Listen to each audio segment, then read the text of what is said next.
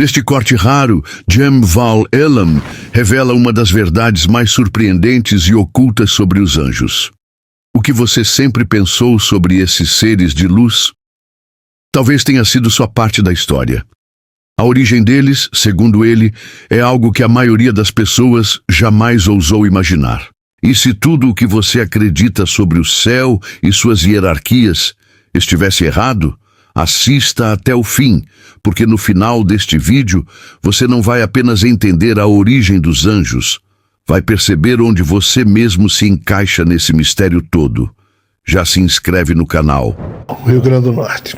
Mas na minha juventude, adolescência, infância, qualquer pessoa que fosse rica, tivesse um carro, usasse paletó, era chamado de doutor. Exato.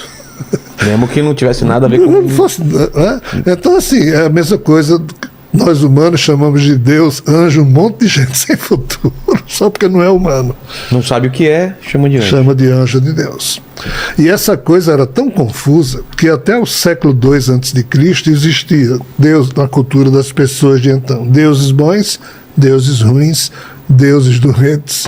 Existiam anjos bons, anjos decaídos, anjos ruins, anjos doentes. Homem bom, homem ruim, humanos bons, humanos ruins, mulher boa, mulher ruim. Aí, no século II, o judaísmo fez uma conceituação absurda. A partir de então, era assim: anjo é bom. Não tinha mais anjo ruim. Aí tinha os anjos decaídos, né? Só que tinha demônios. Tinha demônios bons, demônios ruins, demônios maravilhosos. Aí ficou anjo bom e demônio ruim. Então, essa organização do pensamento humano foi trágica, porque terminou escondendo uma série de características que poderiam ser interessantes para os estudiosos e, ao mesmo tempo, criou nuances românticas. Aí hoje você encontra livros maravilhosos sobre anjos, mas assim, isso é muito do romantismo nosso humano. Então, na tua visão, não existe anjos, não existem seres a serviço desse Criador? Existe. E o que seriam esses seres? E uma porrada, quase 1 bilhão de seres. E o que são? São anjos, são seres robotizados. Como assim? Porque as mitologias dizem muito claramente, e eu explico isso nos 3 livros, o drama cósmico de Javé, o drama espiritual de Javé, o drama terreno de Javé, são 3 dos livros que eu lancei, que no primeiro momento, o eu de Javé se reconstruiu como um parasita, e um parasita quer encontrar o quê? Guarida num corpo. Então Javé... Ele depende de um corpo para sobreviver. O eu dele ficou tentando criar as partes dispersas da mente dele que havia caído. Quando juntou, o eu dele se hospedou ali. Só que Javé, ele ficou notando que quando ele dava uma ordem para ele mesmo, tudo obedecia. Então ele se achava um ser múltiplo. Foi quando surgiu o conceito de clones que obedeciam a Javé, ou anjos clones. Que eram... seres robotizados. Replicados, o mesmo DNA.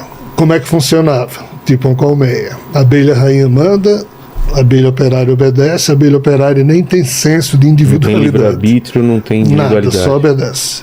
Então assim era Javé e os anjos clones. Até que um certo espírito imantou-se num clone desse e foi despertando um nível de consciência, agrediu Javé, para Javé parar de criar seres monstruosos como aqueles.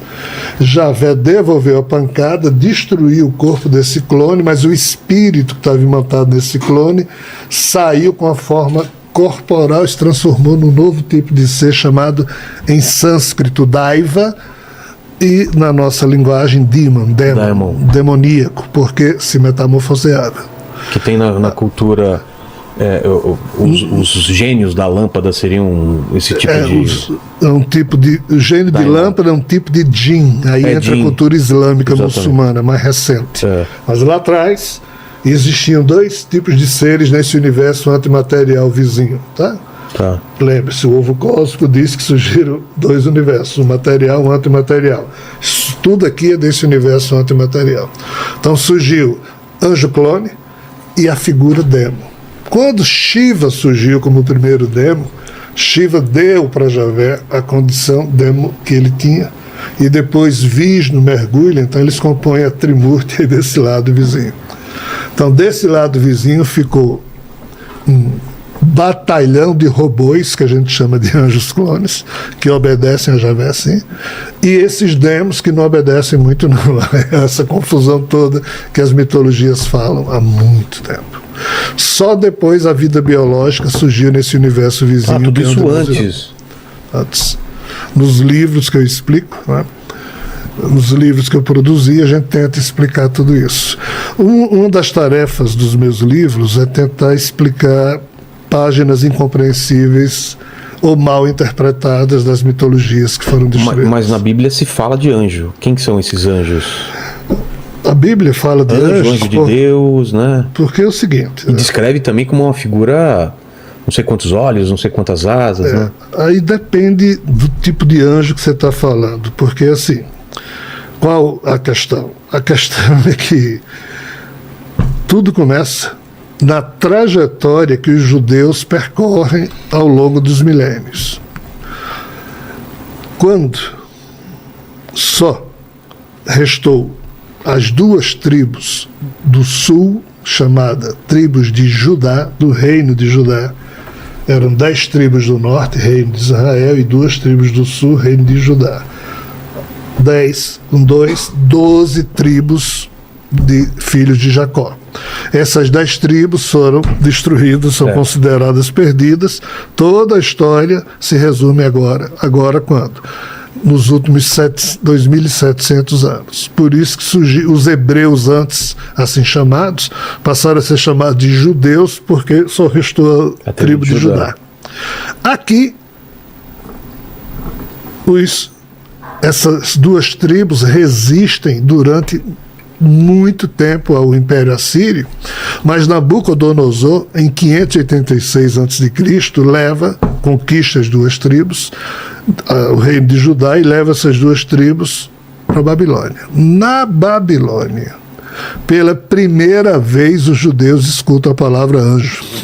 Ah, é? Os judeus já haviam lidado com anjos na época de Moisés, quando figuras lá no deserto, a travessia do mar, aquela história toda, era Javé com anjo. Mas aqui ninguém chamava ninguém de anjo. Não. O nome anjo só surgiu na cultura babilônica junto com os caldeus, quando na época do profeta Daniel isso aqui foi então, vamos assim dizer, assimilado e codificado como sendo conhecimento dos judeus. Mas foi um conhecimento que os judeus retiraram dos caldeus, dos babilônicos, e no ano 513, quando Ciro, rei dos persas, libertou os judeus do cativeiro da Babilônia, os persas também falavam em anjos, aí os judeus assimilaram também os conceitos persas. Entendi. E assim ficou até que Alexandre Magno, 300 anos depois, criou a cultura helênica, e esse nome invadiu também o pensamento greco-romano e semítico-babilônico, que eram as duas culturas que existiam lá na terra onde Jesus nasceu e viveu. Jesus, ao longo de sua vida, lidava com a cultura semítica babilônica, ou seja, a cultura dos judeus que herdaram da Babilônia, e com a cultura greco-romana, porque o Império Romano é que dominava. E os gregos, a educação helênica estava espalhada em todo lugar. Então o homem, Jesus, lidou com essas 4 componentes culturais.